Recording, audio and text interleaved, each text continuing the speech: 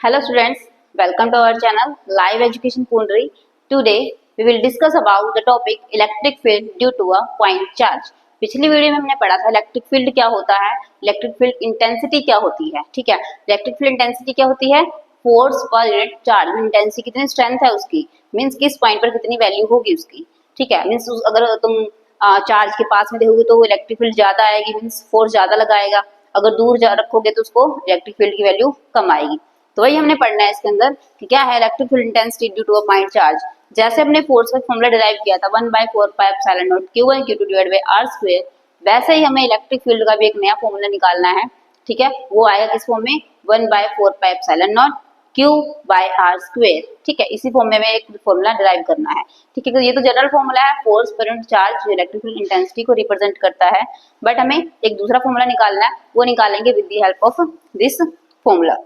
ठीक है, सबसे पहले हमने क्या करना है, एक पॉइंट चार्ज लेना है जो सोर्स चार्ज का काम करेगा, जिसकी वजह से मुझे क्या निकालना है? इलेक्ट्रिक फील्ड निकालना है। अब मुझे इस पॉइंट पर इलेक्ट्रिक फील्ड चेक करनी है due to this point charge. तो मुझे क्या करना पड़ेगा? वहां पे एक टेस्ट चार्ज को पुट करना पड़ेगा, मीन्स मैं इसके फील्ड में क्या करूंगी? एक टेस्ट चार्ज को लेकर आऊंगी।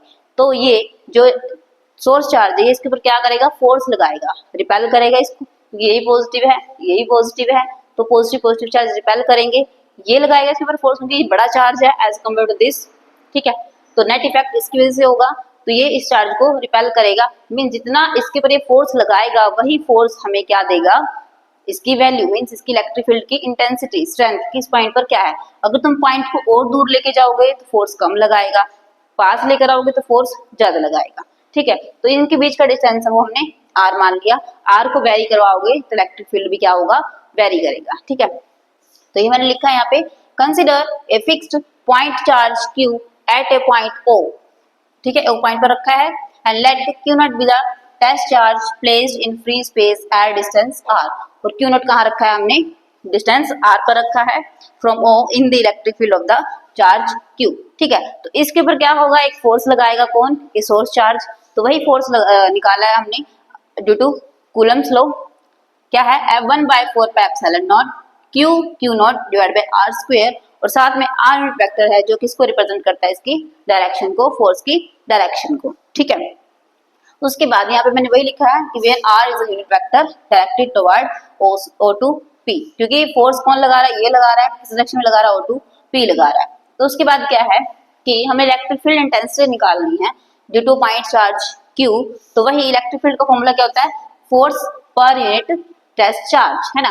तो फोर्स का फॉर्मूला ये रहा, डिवाइड बाय टेस्ट चार्ज कर दिया, क्योंकि यहाँ पे चार्ज कौन कौन से? Q और Q नॉट है, तो एक Q नॉट से एक Q नॉट कैंसिल हो जाएगा। बचे क्या हमारे पास?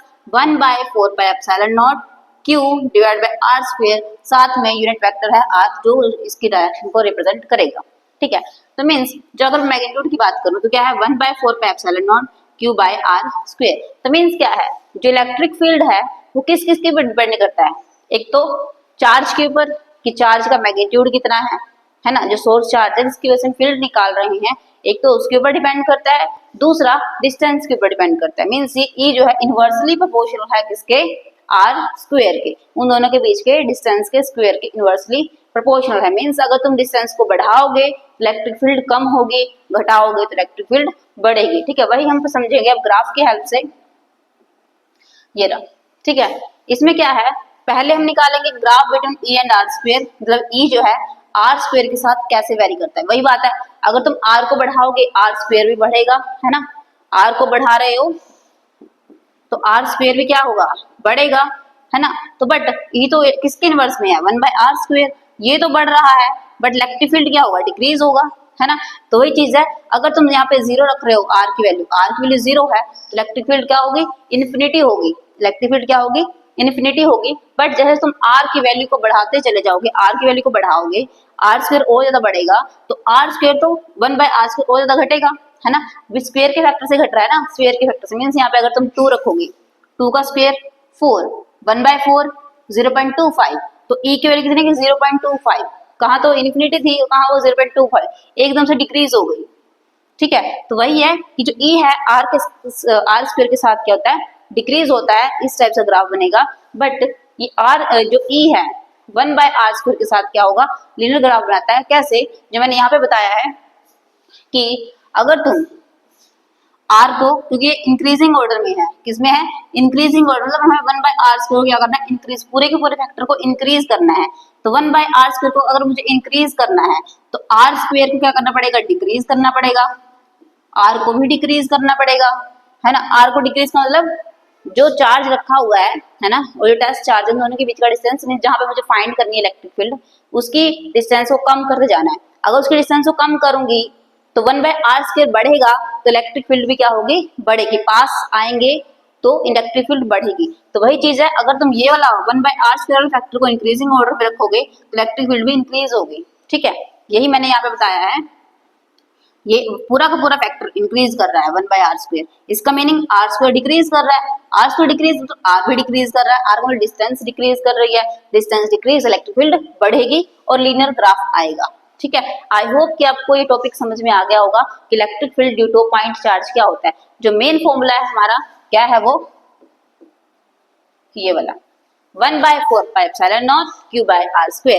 फोर्स में दो चार्ज होते हैं, q1 q2, बट यहाँ पे सिर्फ और सिर्फ एक चार्ज होगा, जो सोर्स चार्ज, जिसकी वजह से हमें क्या निकालना है, इलेक्ट्रिक फील्ड निकालना है, ठीक है। तो ये इलेक्ट्रिक फील्ड का फॉर्मूला आ गया, बाकी सब चीज सेम है, बट यहाँ पे सिर्फ एक चार्ज आएगा q, ठीक है। तो आई होप कि आपको ये टॉपिक अच्छे से समझ में आ गया होगा। तो मिलते हैं नेक्स्ट वीडियो में नेक्स्ट टॉपिक के साथ, तब तक बाय बाय।